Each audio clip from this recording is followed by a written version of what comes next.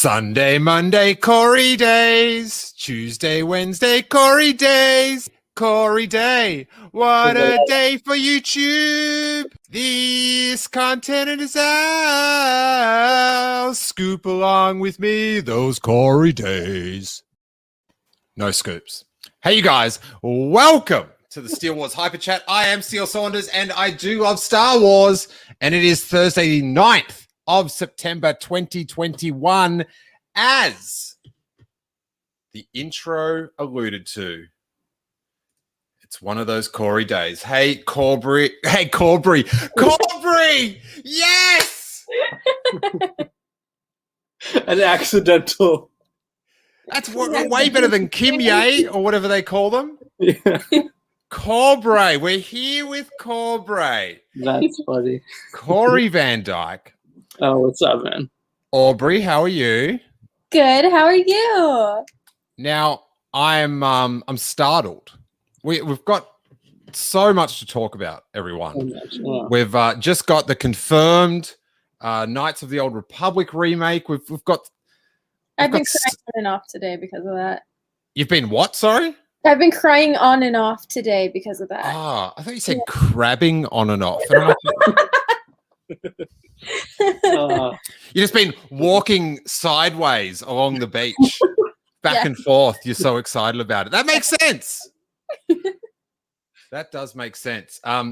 We've got some Hasbro, some amazing work from Hasbro, some Book of Boba Fett leaks and theories, and oh my gosh, will there ever be a Ben Solo trilogy? There is a report that we will discuss, and there's so many other things. Grogu's floating around New York. It's on for young and old. Oh, Corey, is that struck you in the right way?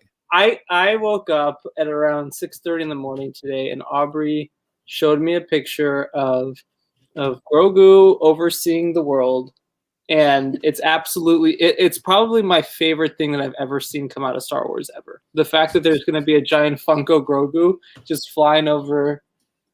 Where do you I want him. Oh my God, look at him. I think one of Corey's quotes today was, "He is pure, but he is just." Yes. The world.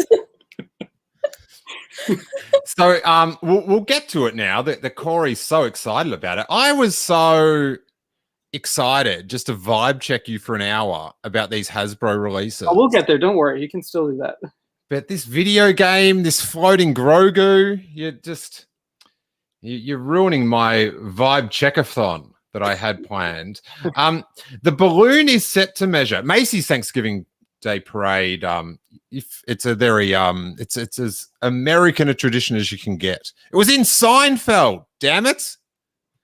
Woody Woodpecker was floating down. So that's how iconic this parade is. It's so and we're going to have a 41-foot high, 29 feet long, 37 feet wide Grogu, Floju, if you will, floating down. Where's it go down? Fifth Avenue, something like that? One of the avenues, one of the good ones. Good stuff. All right, Corey. I'm and you know they're going to be hitting you up for some cash. He's so big. Yeah, well, they're Funko's. But they're going to have to do a mini version. They are. Oh, okay. They have a mini version you can buy on the Funko shop eventually. And I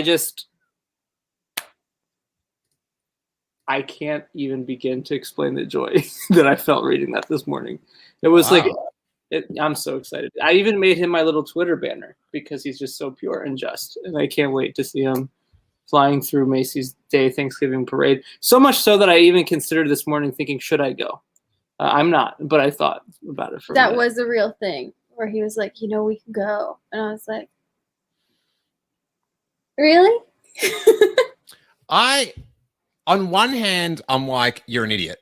But I've got to. I don't even know why. Why do I need to say things like that? Huh?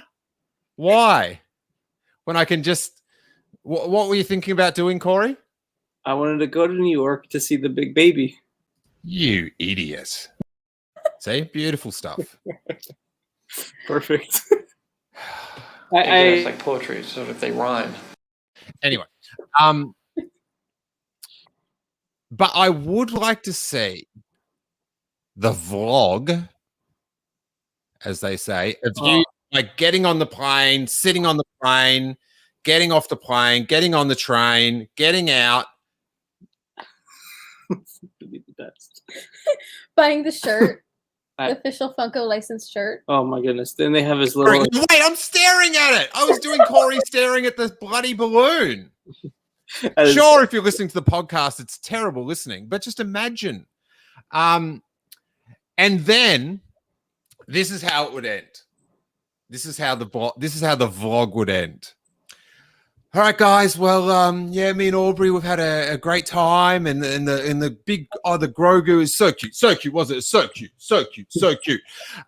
You know, like a bit of a downer vibe check would be that they were sold out of the t-shirts and the jumbo pops, but you know, like we got to see the Grogu, and we had a real good time, wasn't it? And it was so cute. That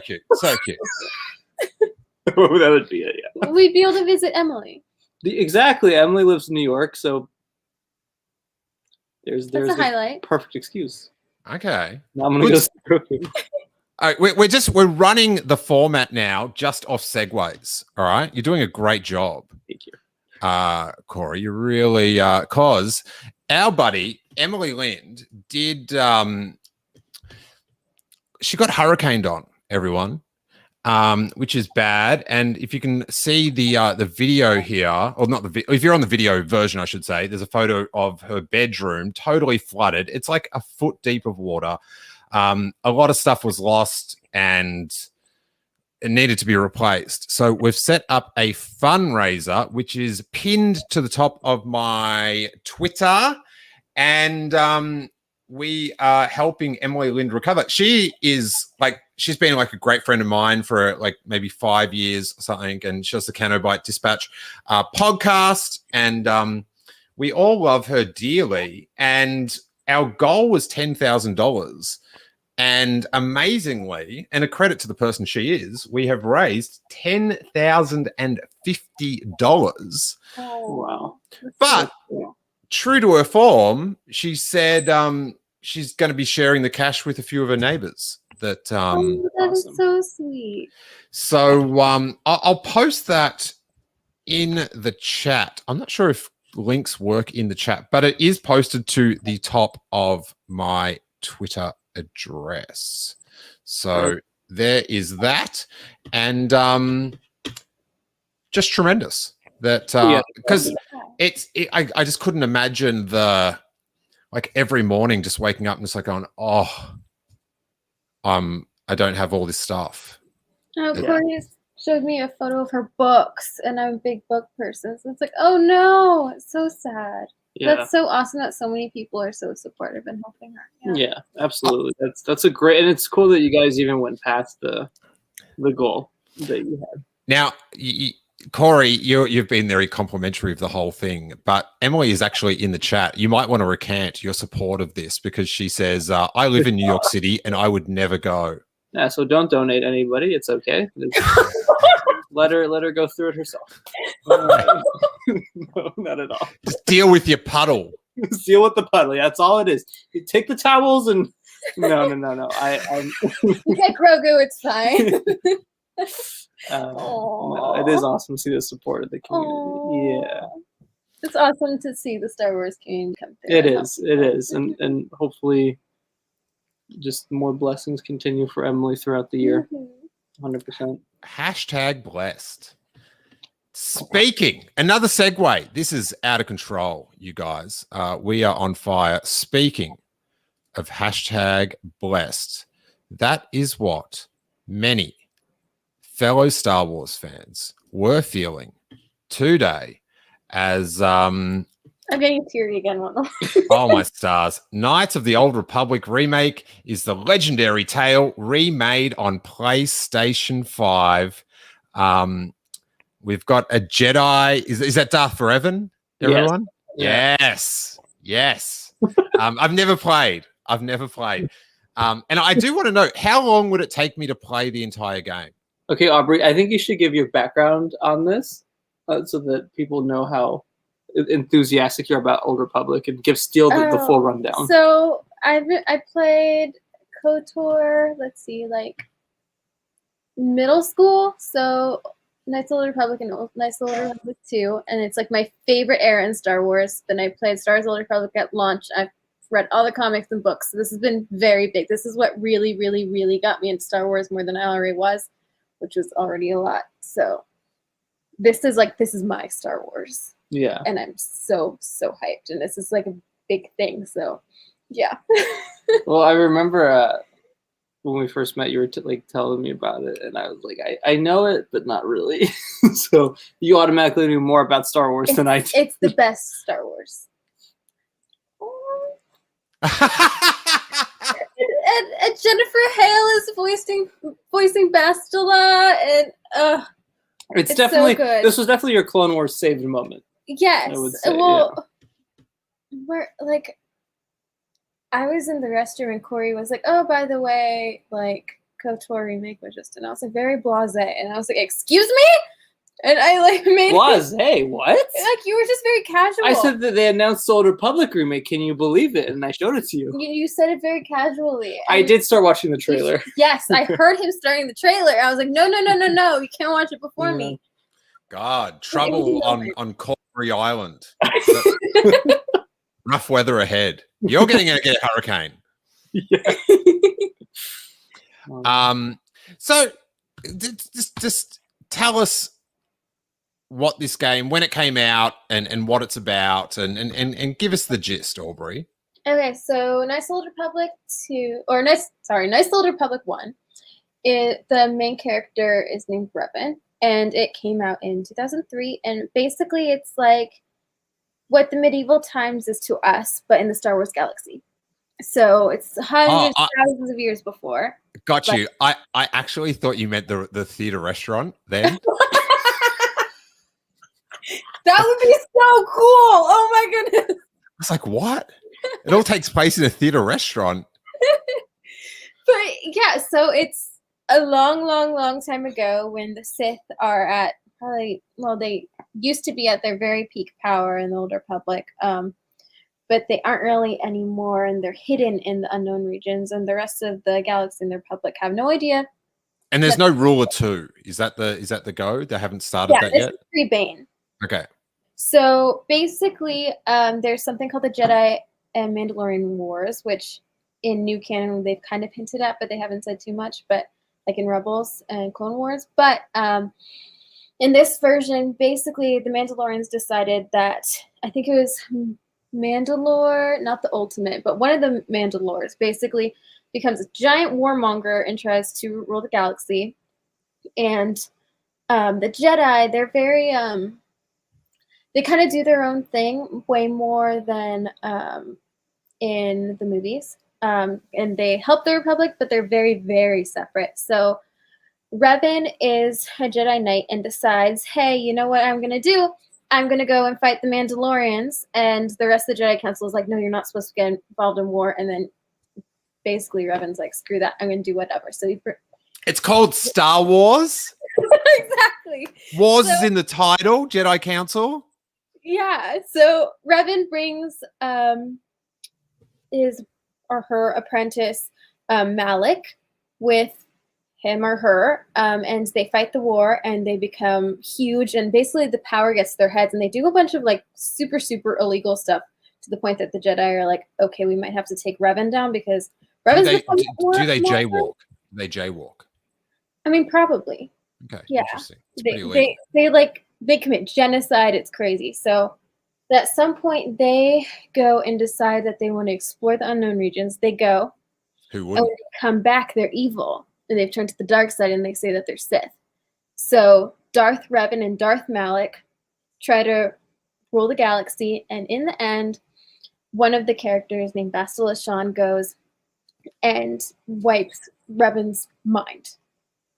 And so at this point, this is when the game starts. That's just all like right before it, and you learn it during the video game. What? And then the game starts? Yes. So in the game, you're this character It's going to take me a long time to finish then, I feel like.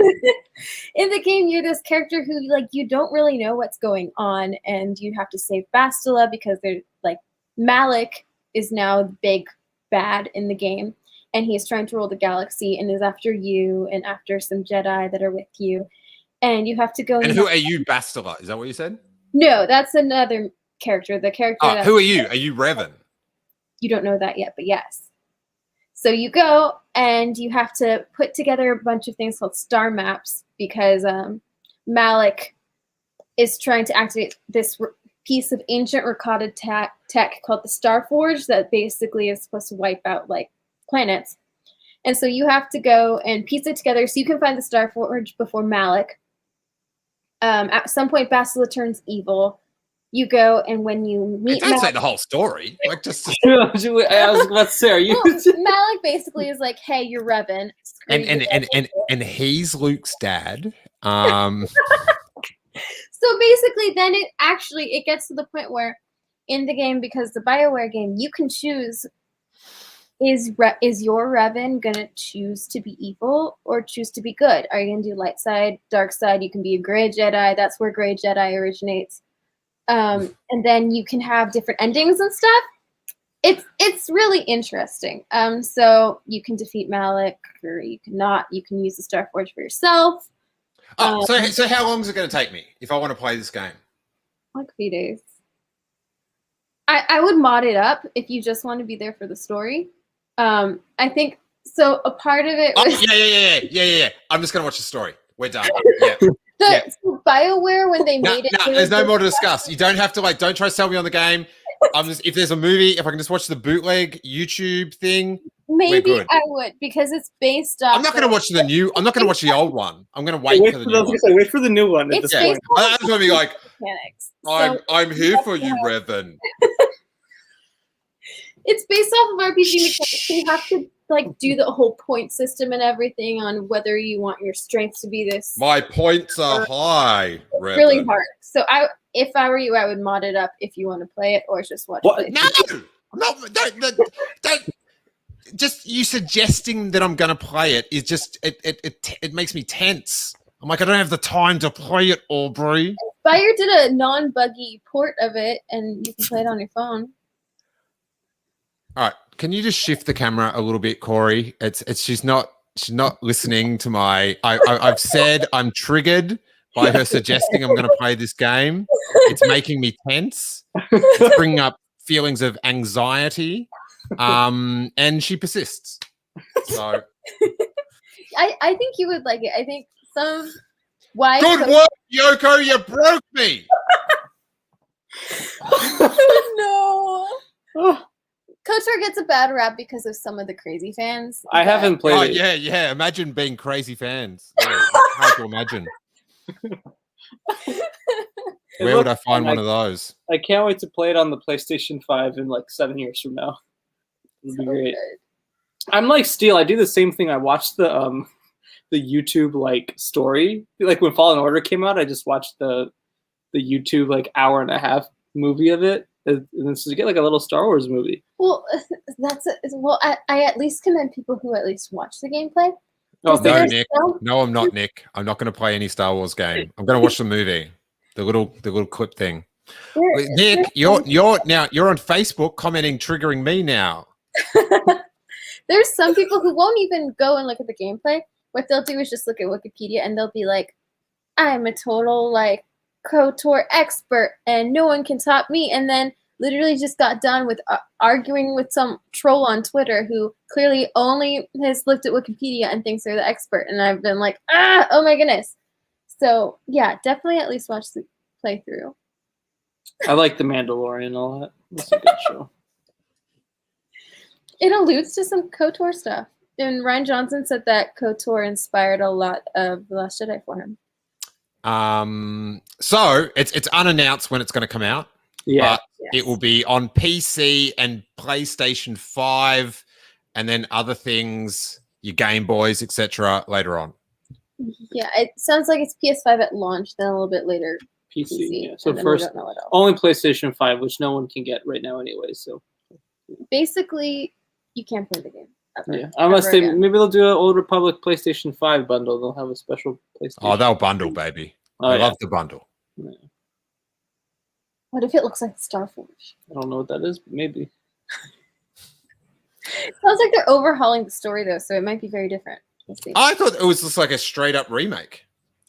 They're saying it's a remake, but they're also saying that they're building it from the ground up and they have different story stuff. And I'm sure they're changing the score because that composer got hardcore Me Too'd.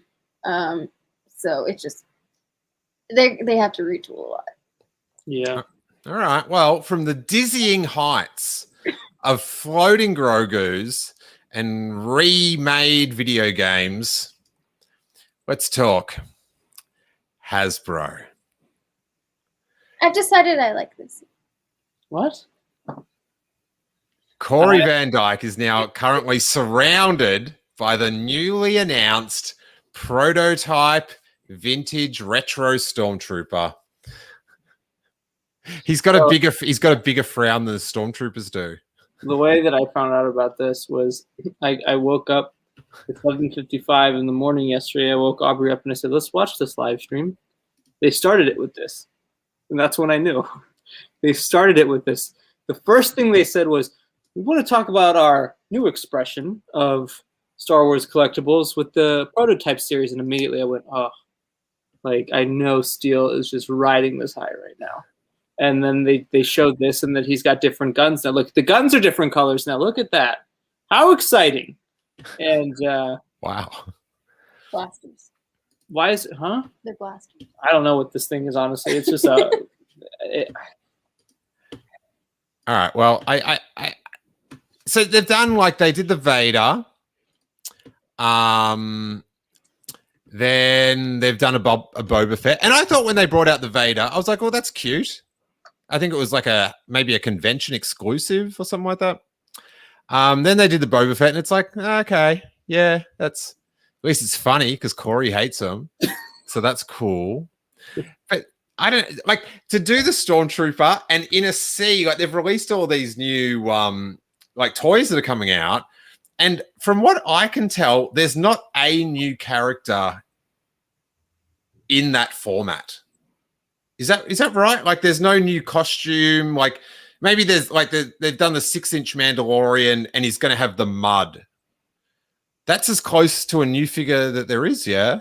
Yeah. There's all these recolorizations and stuff, and so when you're running like that, and then you're busting this out, like there's just so many. Like, just that, like, hey, we've sprayed him a shiny color. It's just well, it is goofy, but hey. There's nothing I love more than a bloody pole, right? Love a pole. So, actually, I should refresh this. You know, we like what we like, but Star Wars appeals to a lot of different people for a lot of different reasons. So I did a poll. Do people like the... Oh, no, that's the wrong one. Do people like the Hasbro multicolored prototype style figures? Now, it's only had 58 votes, so we're not getting a huge market share here because I only just posted today. But 10% say love it, so good. 12.1% say it's okay, might get. 55% of people said, and this is shocking, Corey's right, terrible. And then probably even disturbingly, 22% said, I don't collect anyway.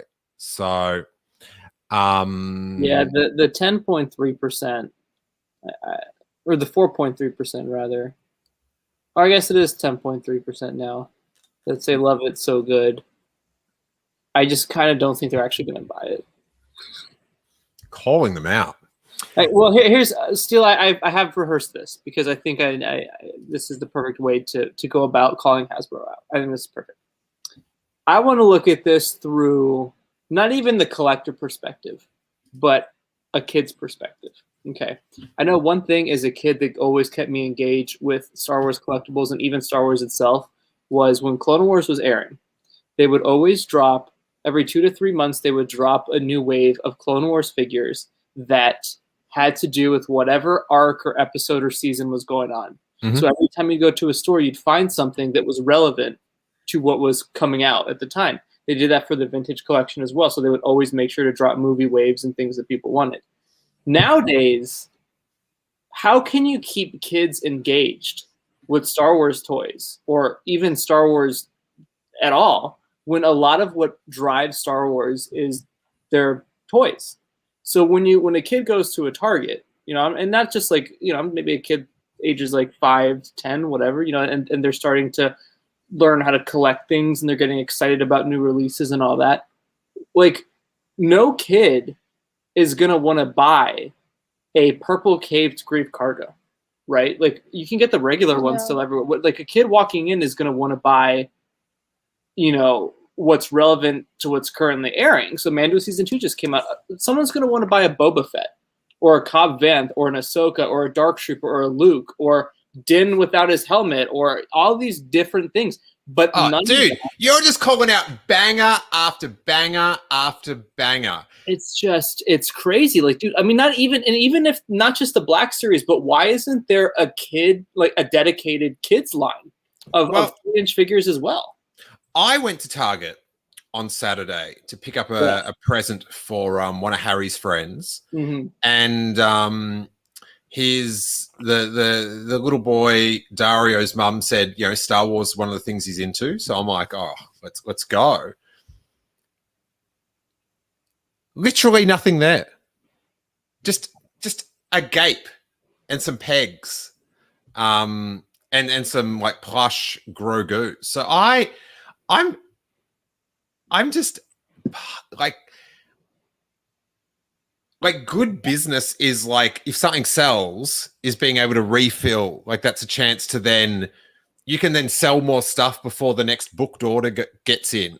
Yeah. So if they've ordered this, say, wave 1 or whatever, and then wave 2 is in 2 months, and the wave 1 sells out in the first week, well, good business. We're like, hey, let's get another wave 1. Yep. That sells. Let's get another. And then we've upped our turnover, and then you build up to like bigger bookings in the long run. Right. And like, I'm not sure if it's like Hasbro are just not making any extras whatsoever, and they're not going to back up the product themselves, and they're counting just on the store orders. Like, it just doesn't make sense to me how all these computer systems and stuff can't reorder.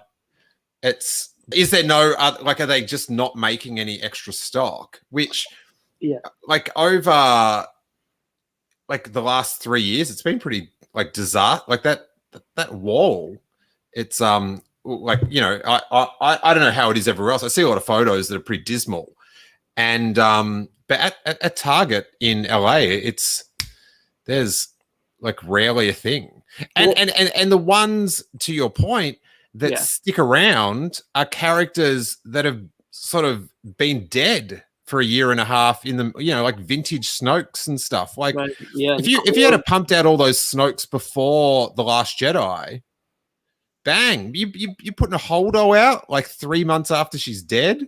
It's like, Well, that's the thing, is like all these repacked figures too from Mandalorian. It's like it's the Queel and it's Grief Karga. Queel's been dead for 2 years now, and they're just releasing him in vintage too. What I don't get also about Hasbro is they do this weird thing where they'll release 2 or 3 characters from a specific team. So, like, for example, Rise of Skywalker, like they released Rey and Kylo and Janna, but then it's like, why should I invest my money into Hasbro products when I know they're probably not going to make the complete team of characters? It just doesn't make sense to me. And it's the same thing with like Mandalorian. Where's like all the characters from season 2? Why should I care to collect anything prior to that if they're just not going to make the figures that people clearly want? And that's ultimately, even in the collector's perspective, that's where being a collector doesn't make sense to me, because then you can't even get what you want. Knights of the Old Republic, same thing. They dropped like this random Wookiee character because it's clear that all they're doing is retooling existing figures, adding new paint. It's just retooling and repainting everything. Yeah. Zelbar isn't random. Zelbar is a pretty main character. But I would say, But it wasn't. Who? What? exactly. So he was just saying, like, even for like. No, are you talking about like some sort of clone or stormtrooper? No, this is He was talking about the Gaming Greats collection. How Okay. it has some pretty cool new stuff, but then they got lazy for KOTOR and they just put out a pretty big character, but it was clearly just because it was a repaint. Well, like, he's cool if I knew that Hasbro was committed to making the rest, you know? So, like, if I knew they were going to make the rest of the team, I'd go, oh, that's cool, because I know they're going to. But in my mind, I'm like, they're not going to, because they have to make a new mold to make Darth Malik or Bastilla Shan or whoever, Sean, or, you know, Sean, you know. It's all... And we know sort of, you know, we talked about tons of times about how... like Marvel manages to get these figures out like way more succinctly in line with their TV. And that Cure figure like didn't come out until maybe season 2 was already out, but it was like a year or so after Cure died. There was like, you hide your Grogu, great, but you don't have to hide Cure. It's just it's just an like if you saw that 6 months before The Mandalorian came out, you just go, it's an Ugnaught. Well, Cleo was also in wasn't he in the trailer, but he was also in a lot of promo stuff. So like everyone knew he was going to be a character. Yeah. It's just like, how do you wait a year? How is there not a Mandalorian Luke Skywalker? And like, and you can say it's just a general blah, blah, whatever. It's not. Because his face, it looks like an action figure's face. Yeah. Well, and he has a little Grogu. But how is it a year and a half since how is there not this figure out? But instead, there's just these bizarre like credit collection repaints, which when I do see something in Target, it's these. I like when we were younger when, for example, Phantom Menace, Attack of the Clones, or Revenge of the Sith, they cast a wide net and just came out with a ton of stuff, even minor characters. And then occasionally, like, they would have some sort of concept art thing, but I feel like that sort of stuff, it would be way better for, like, a convention exclusive or something where it's very, very limited edition.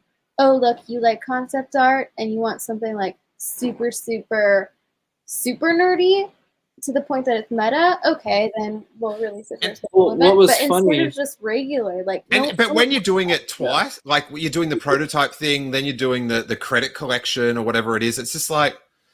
Well, also the credit. Sorry, you go, Corey. The credit collection. The funny thing about it is they're trying to advertise it as 100% artwork from the end of the Mandalorian episodes, but people like discovered the first wave. That wasn't the case at all. They upped the saturation on the lighting for the concept art to match their figure because that was probably the cheapest paint they could use. So they've already altered the concept art photos and they're not even what they're supposed to be. So this isn't like, it's literally Hasbro just knowing that they made too much of these specific figures and they have to repaint them and they're putting them out there. But it's stupid because then no one buys these. All the ones from the last wave are on deep clearance. The only one who isn't on deep clearance is Cara Dune, and that's only because of the whole thing that happened there. And her well, she was the only one that was left at my Target. There was like a whole peg of her, and then the day that all happened, they were never seen of again. But so another little survey. Love them. Do people like the Hasbro credit collection repaint stuff? I'll just refresh. It's like 70 votes, 71 votes. 4.2% of hardcore Star Wars fans, these are very small survey number, but whatever. 4.2% say love it, so good. 15% say it's okay, might get. 52% say hate it, might burn. And 28.2% say I don't collect anyway. So out of the potential people to buy, they are not faring well. This was one of the quotes from the live stream. Wait there, I'll bang this up. That just like I just like the like I like these like the people that work there and stuff. They're all super nice, and they're great to talk to and interview. But like, is the process? Is it like Lucasfilm holding stuff back, not wanting like? I just don't know why there's not Ben Solo. Like, why? Oh, How is there not? Well, And especially. Oh, go ahead, Stu. They had this thing about the Ray saber coming out, and it's going to say Ray Skywalker, and this is going to come out like over 2 years after the end of the film. Like, it's going to come out like in spring next year, American time. And can I get this to? Why is this not playing? Come on.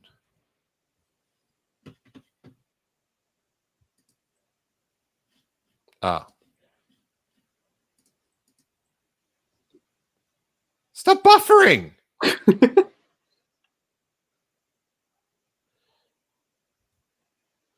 Furious. Right, spoiled. Oh, you. How is this buffering? Oh, probably because I'm streaming. That's probably why. Anyway, damn you people.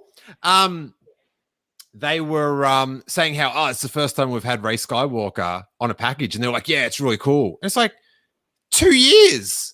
That's embarrassing. Yeah, dude. And also, there's such a huge demand for Ben Solo products right now. It's crazy to me that they haven't even acknowledged the character in any polls and any interviews. Like, they don't. Like, Funko is an example of a company that it's clear that but like Funko is like you can't compare it really because it's so easy to make a Funko. Well, I agree, but what I'm saying but is when you've got like Hot Toys, you know, they're busting out all these like the amount of work that would go into making that Luke Jedi hot toy. Like how like they've got like things that are going to come down the pipeline and it's like Bib Fortuna. It's like what? Like right. Well, that's the thing is, Hot Toys already announced literally every single main character from season 2 of The Mandalorian, and they're all coming out next year. And yeah, I agree. It's like when Hasbro is doing the little pipeline reveals they do, and they show, you know, hey, this is the characters we're going to make by the end of next year. And like you said, it's only Bib Fortuna. And then they did this segment of repacked figures, and they're talking about how they're repacking this A New Hope C-3PO. And because they only repack figures in their archive line if they're in demand. So I decided to look up how much an A New Hope 3PO goes for. You can get it on eBay for $16 free shipping. The same thing with the Lando, they were re-releasing $12 on Amazon, free shipping. Now I like as far as like if it means getting like C-3PO and Lando back on the Target shelf, I'm fine with that. It's when they're respraying, like, do you know what I mean? If those figures, if like the armor is selling well, just bring out more armorers. Yeah, I mean, I would agree. It's just the Black Series archive line isn't made for figures that aren't. The archive line, they said, was always made for figures that have a high going rate on eBay and whatnot. And so they would always make that line mainstream for that. So the fact that they're kind of going back on that and only releasing figures in that line that are easy to get still, it's defeating the purpose of what that's supposed to be. You can release 3PO again in the main line if you want, but when you're taking the archive line and you're throwing figures in there that you can get very cheap, it totally defeats the purpose of that. There's no, like, don't even call it the archive line anymore, or the, you know, the one where you're supposed to be putting out figures that are hard to get, because it's no longer that. They've changed it. And now, I think, sorry. Sean Hoffman in the chat says Hasbro doesn't want to get burned out like it did in the past. I agree with that. Oversaturating the market is bad for business. Now, I agree with that. But this bit, why push more product when the discourse gets people talking? Sorry, Aubrey. It's like the goal is to sell the most product. Yeah. And the discourse doesn't get people like it sounds like if someone's listening to this and you've got collectors going, it's not like I'm going to get into this. And if like people complaining about stuff that's like not good for business unless you want the resale business to thrive. Yep. Like there's no money in it for Hasbro for somebody to spend it's the best thing for Hasbro is if someone's got $200 to spend, they go to Target and they buy whatever it is, 8 $25 figures, rather than going to some dealer and spending $200 on 4 figures. Like John, because Hasbro doesn't make any more money out of that. Yeah, like it pushes the demand up, but at the same time, there's no use to demand being up when there's nothing to sell because you're not releasing enough.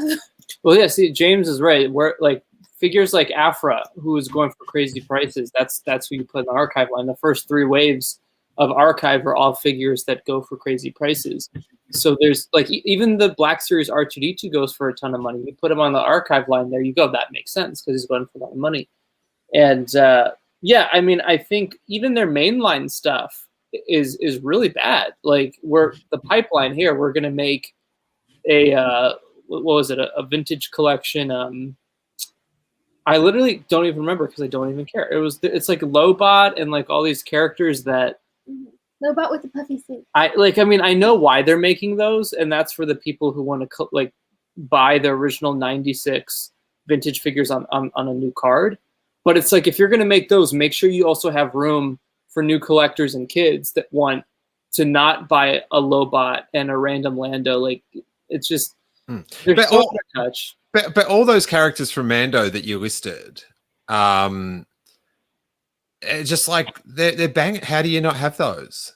Yeah, and not just that, but like even if we go back to Bad Batch and Clone Wars Season 7, Clone Wars Season 7, they only released 3 figures from. They released an Ahsoka, they released a clone trooper, and this is for Black Series, and they didn't even release a Maul. There's no Maul in the Black Series line. There's no. You can make a Gar Saxon, and that would sell like crazy. They're not making any of those characters either that people have been asking for. Then you jump to the Bad Batch, and it seems like they're doing pretty good with those. But those are also so hard to get, and they're making most of those exclusive, so you can never get them anyways. And how about the kids? And then the kids buy that to play with. Yeah, kids don't get anything because it's all exclusives now. Well, they didn't even have those packs. You know how you used to hate those like action figure trilogy packs and stuff? Yeah. That's like there was. I ended up getting. They had these little. I don't know if they're called Mission Fleet, but it was like a figure about that big. Yeah, those were cool. And it was IG-11 with Grogu on the motorbike or on the speed or whatever, and then there was a Ben Kenobi on something. Yeah.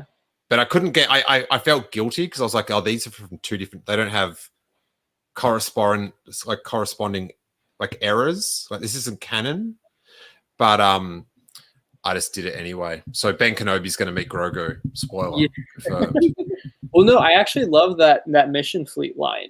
But I think the other problem with that line for kids is it's only the same. Like, first off, they're kind of hard to get because you walk into Target, you're not going to find them. But if you do find them, it's also the same characters. There's no, like, I know there's a bunch coming out in the fall, but like the Bad Batch ones, they're exclusive to Amazon. Again, how are kids going to walk into a store and yeah, if they're on Amazon and you can get them, like that's like in this day and age, that's a start. I'd agree, yeah, but still, it's very because remember, like between 2008 to like 2012, they had a bunch of different lines. They had, they started Black Series a little bit later, but they had Vintage Collection. They had the Clone Wars animated line, more geared towards kids, and they had the little Mission Fleet ones. They had vehicles and battle packs, and it was just, I know that the toy industry has definitely changed a lot since then,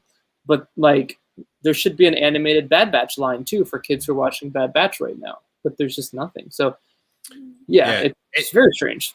It seems like they just wait to see what sticks. Like, we'll make Kill now, and we'll make Grief Karga now, or whatever. But I am fascinated with Ben Solo just nothing. Like it's so perplexing to me as a marketing or a merchant. Like it's just like I had like you look on Etsy, not Etsy, on like T Public or whatever, and you type in Ben Solo, and it's just like Like, look at Tumblr. All there. Yeah. but yeah, and it's like it's products, it's like money getting sent somewhere else. It's very like I'm fascinated with how like where is it, who's not like it's just it's so puzzling to me how it doesn't, like that character is just like nothing. Well, Marvel even just did this thing where they missed a lot of movie characters throughout the year. So they released like, I think like 20 to 25 multi-packs and single packs of movie characters they missed. And this entire year, they've been pumping those out. Like that's something they should do for Star Wars. All the characters that they've missed in Mando or on Clone Wars or in the films, do a special anniversary pack of them and keep releasing them throughout the years. Because then you're going to get everything they've missed. But it's like, I don't know. It's like they're kind of trying with that 50th anniversary line. I need Sean. Sean's in the chat, and he says, "I heard a theory about Ben Solo possibly being a contractual issue." I don't think so. No, how with the name Ben Solo? Like they can make Adam Driver figures. Well, even Adam Driver, I know, does have some weird like appearance stuff in his contract or about his likeness, but they had maskless Kylo for Last Jedi. And looky here, then they will put it on a comic book cover. Mm-hmm. So right. Or like even I have that Funko wallet that has Ben on it. Or Yeah, Funko, but I really think it's more of Hasbro. And here's my question, because this is what I'm most curious about: is it Lucasfilm or Hasbro? What, like, who's the ones calling? Yeah, I know. It's like I would say it's Lucasfilm because they're so obsessed with secrets. Yeah. JJ got them just the mystery box syndrome. Just so into it. Because like, you know, the Marvel side, it's the same, like it's the same parent company dealing with the same toy company. So you got to think it's that, and maybe they're like, because of all the, you know, the discourse, they're super like hesitant to make any moves, and they know if they just do figures from The Empire Strikes Back, it's gonna like poll well with the podcast or the websites they've been dealing with for 25 years. Yeah, well, also a point that James makes in the comments is like, yeah, the customs market has definitely blown up ever since Hasbro has kind of started to fail on what it's doing. I mean, I'm seeing people on Instagram constantly making clone customs and selling them, and there's a whole business for so many people because of it. So Hasbro really did like drop the ball on their own brand and like aren't making what they could, because so many other people, talented people who are far more talented, know what people want, are making those figures, you know. And of course you'd be charged $100, $200 a figure because they're all custom made, but like I feel like there's a lot of people who would rather spend their money doing that, knowing they can get it, than waiting for Hasbro for like 10 years to make something. Mm-hmm. It's really weird. It's really weird. I don't understand. Robertson Clear says, new Adam Driver likeness material being produced that's not related to sequel trilogy. Well, like Ben Solo, he's at the end of the sequel trilogy. He's in the movie. The Funko Pop was Ben striking a pose from Tross. Maybe he's not willing to sit down to approve no stuff. Yeah, it would be from Tross, wouldn't it? Yeah, I mean the Ben Solo would be directly from Tross. They put it in the packaging, the Rise of Skywalker. There you go. And it's like, but what contract are they signing where I'm just as like it doesn't make sense, because like Disney would have very good lawyers to not have any, like this is a stock standard. You're in the movie, we pay you a lot of money, and buddy, you're gonna be on chocolate milk. Let's go. Yep. Yeah. I would really love to hear from like marketing at Hasbro about like what's going on, because one thing I used to love about Hasbro back in the days, they used to do a lot of fan stuff where they would do constant Q&As with people and look at what people wanted, and they just don't really do stuff like that anymore. And they were very transparent about what they could and couldn't make, but nowadays it's just capitalism. like, yeah, you don't know. All right. Devish says maybe because since he was the biggest of the new members, he signed movie by movie. They all signed up for a trilogy. Yeah, no, it's never movie by movie basis. Mm-hmm. They, you know, you're thinking about Harrison Ford in the 80s, buddy. This is, you know, they know how to set up a contract. Let's talk.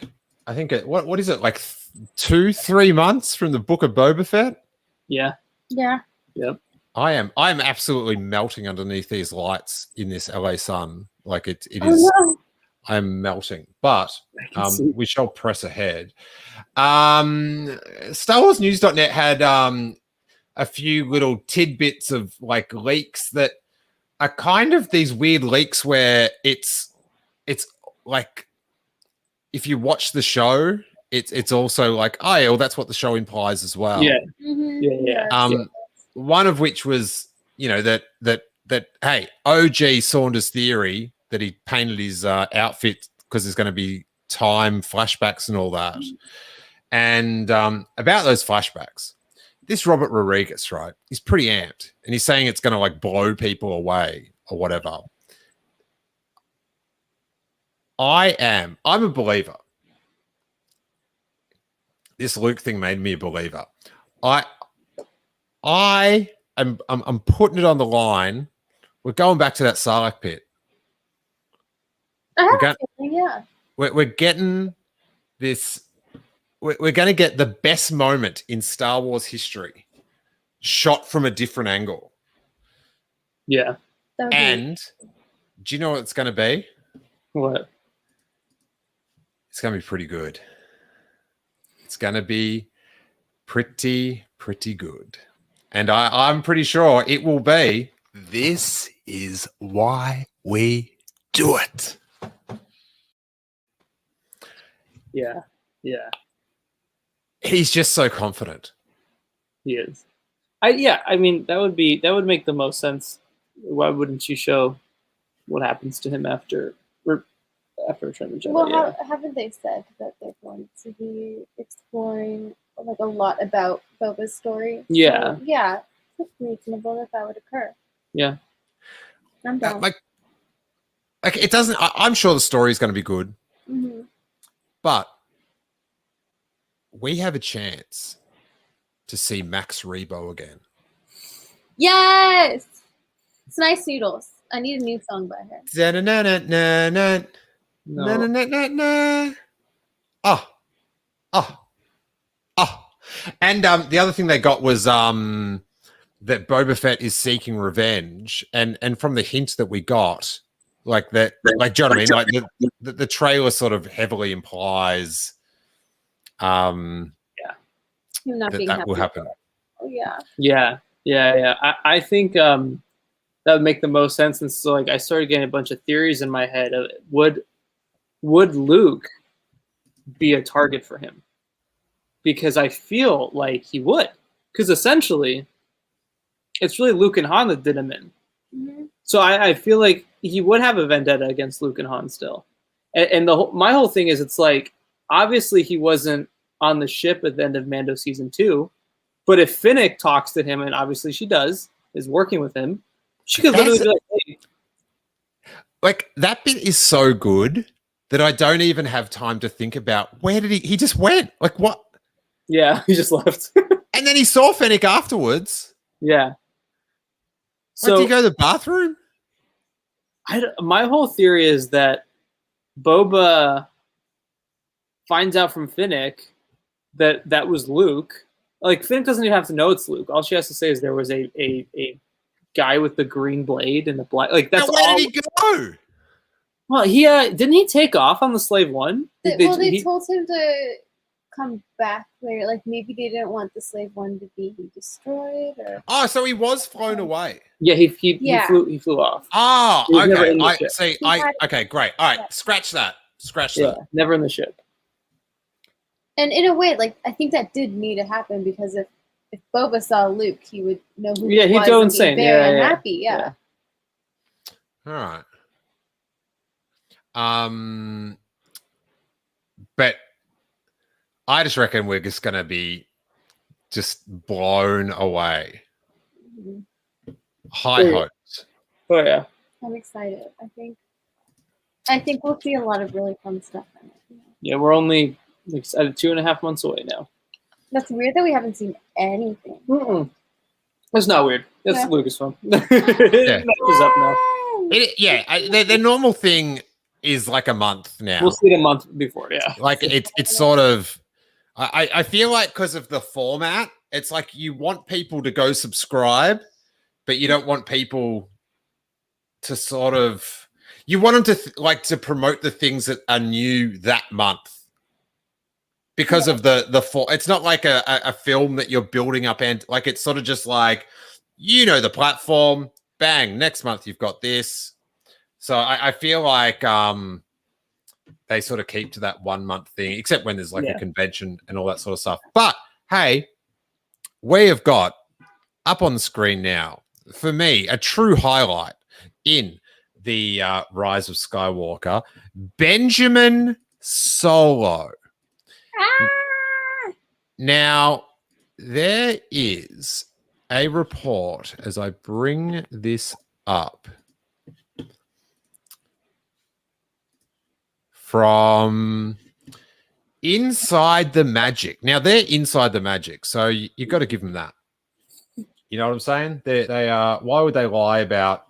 Why would they be outside the magic, but say they're inside? Do you know what I mean? Sometimes they report on Meg Zero. They do not have a good track record at all. No. No way. Very bad track record. Because the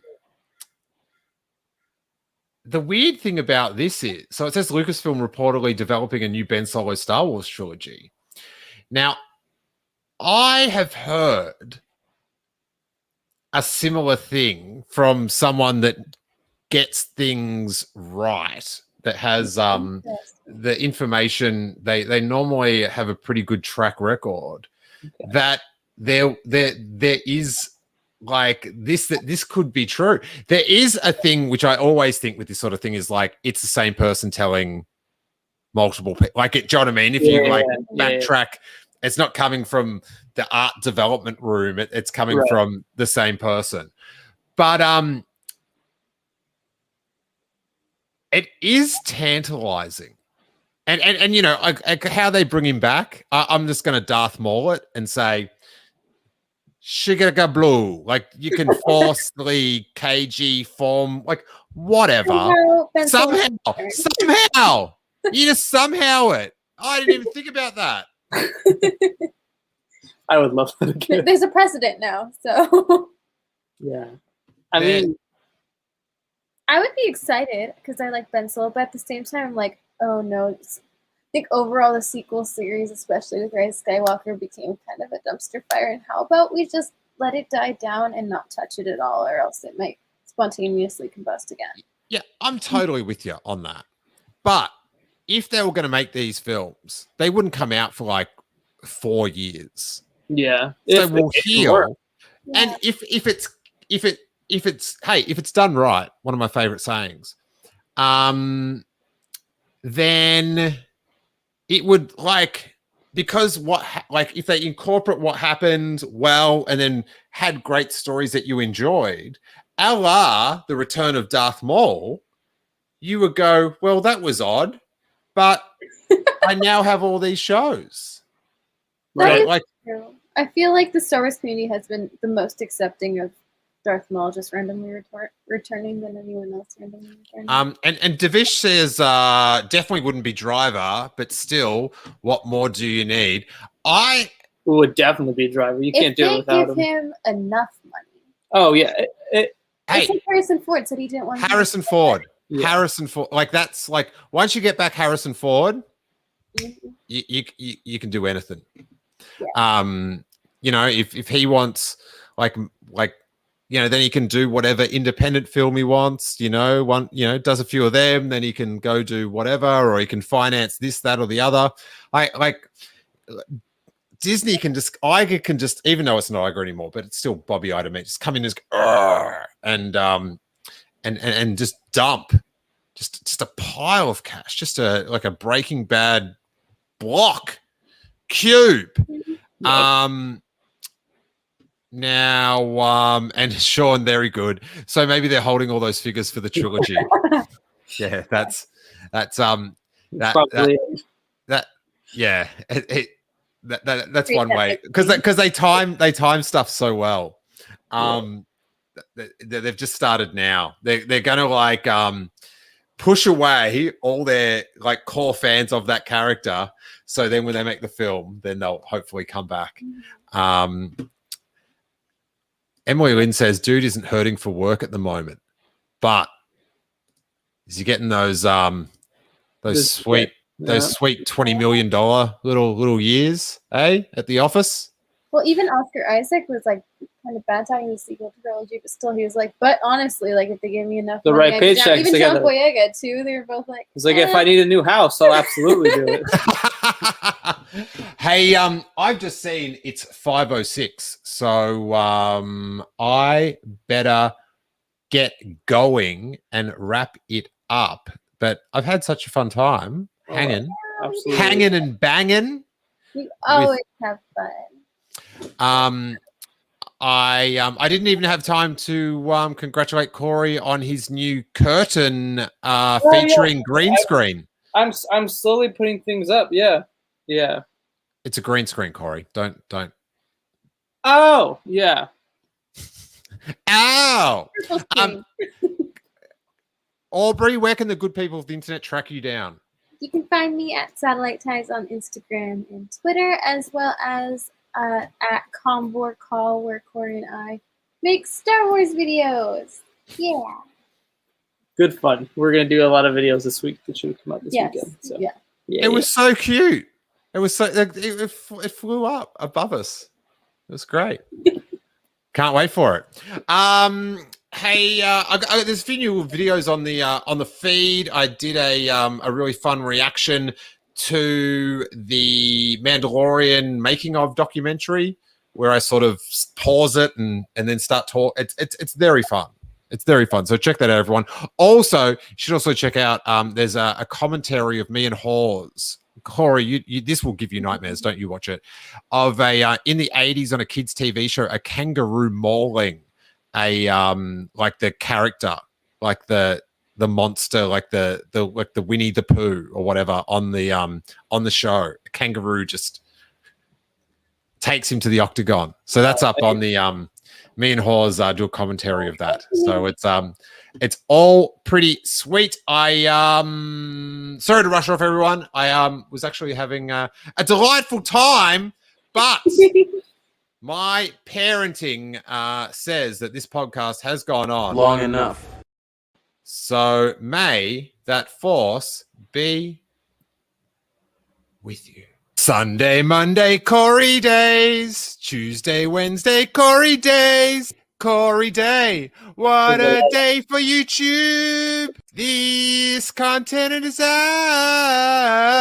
Scoop along with me those Corey days.